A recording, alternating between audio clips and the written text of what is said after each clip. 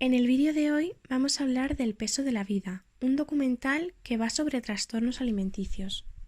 Se trata de 8 casos de trastornos alimenticios donde los protagonistas enfermos nos cuentan cómo viven su enfermedad.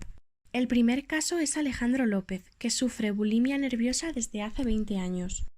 La bulimia es un trastorno similar a la anorexia nerviosa, que atiende los trastornos de la conducta alimentaria y que se caracteriza sobre todo por la presencia del atracón. En una población de entre 14 y 21 años, un 2% sufre de bulimia, frente a un 1% de anorexia. Los síntomas de la bulimia en el primer caso serían: restricción de alimentos que contienen alto poder calórico, comer compulsivamente, atracones y vómitos continuos. Respecto a las consecuencias, añadimos que el ácido del estómago conducirían a un deterioro de la dentadura. Alejandro además presenta problemas en las articulaciones, tiene las uñas deterioradas, se le cae el pelo, problemas en la piel y tiene el esófago quemado debido a los vómitos continuos.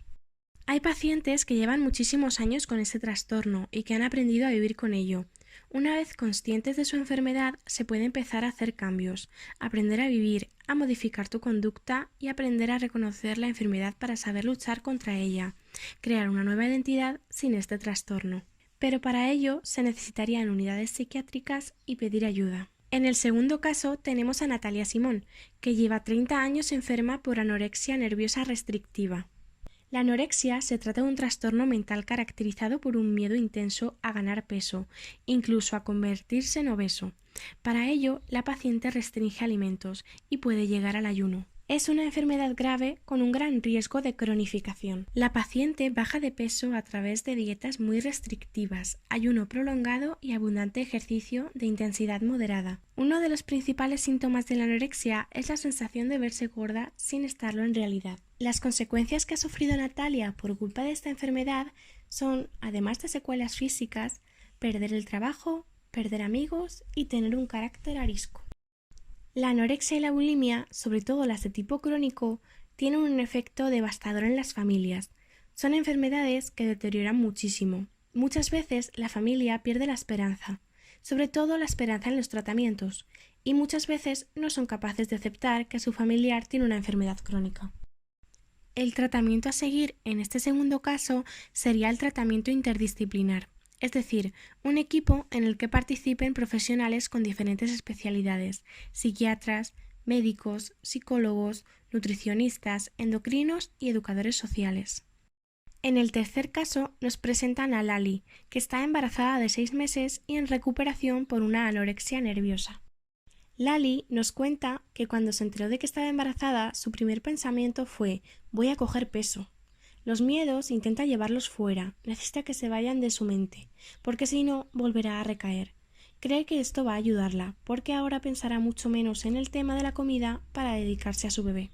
Lali, para perder peso, empezó por eliminar alimentos de la dieta. Tomaba diariamente laxantes, bebía mucha agua, vomitaba y tomaba como dieta 2 paracetamol más una Coca-Cola. Para el tratamiento anoréxico de este tercer caso, el acompañamiento y vigilancia por parte de padres es esencial, además de la conciencia de la enfermedad y una ayuda profesional. En el cuarto caso, sale una madre hablando de su hija, de 9 años, que sufre anorexia nerviosa restrictiva. La madre nos cuenta que su hija no dejó de comer al 100% nunca, pero sí que comía raciones mínimas. Se negaba incluso a ingerir líquidos. Perdió aproximadamente unos 10 kilos. A medida que iba dejando de comer, empezó a verse en ella reflejada la tristeza, el agotamiento y la pena.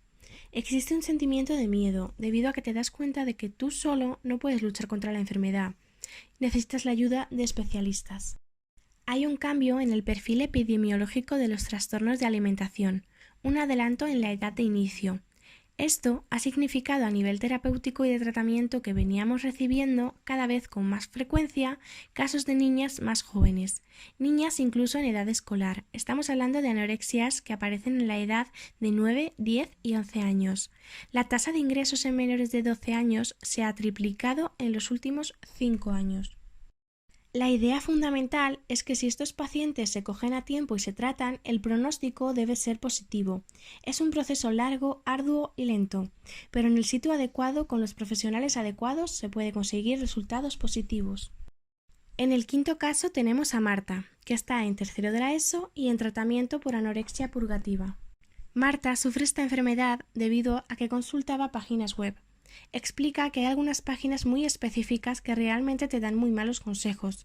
Te explican cómo vomitar, la postura en la que te tienes que poner, por qué tienes que estar en una anorexia, que la delgadez es lo ideal para esta sociedad. El problema que tienen a la hora de actuar es que existe un vacío legal en estas páginas, tanto de la anorexia como de la bulimia. No están recogidas en ningún texto legal, haciendo que la capacidad de intervenir o de actuar sea escasa o nula. Se necesita que en algún texto venga recogido que estas conductas sean perseguibles. Los principales síntomas que ha sufrido Marta son los cambios de humor, los vómitos, el deporte excesivo, la manipulación, mentiras y autolesiones.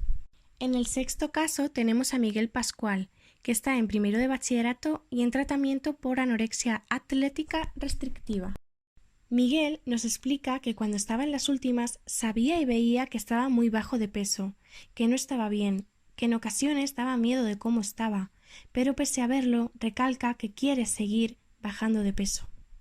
Los síntomas en el sexto caso son la obsesión por el deporte, 6 horas diarias y a escondidas, el cambio de carácter, tristeza y aislamiento social y la obsesión por contar calorías. El tratamiento que han seguido para Miguel es un ingreso hospitalario, restaurar el estado nutricional y físico, iniciar un tratamiento psicológico, terapia conductual y reafirmar ideas, y unas pautas de alimentación estrictas bajo vigilancia responsable 5 veces al día. En el séptimo caso tenemos a María, que ha sido ingresada desde hace 2 meses porque tiene una anorexia restrictiva desde hace 19 años. María ingresó voluntariamente pero a riesgo de morir. Tiene una lesión bastante grave de corazón y el síndrome de Hinman, por el cual no volverá a recuperar la vejiga ni podrá volver a orinar por sí misma nunca más.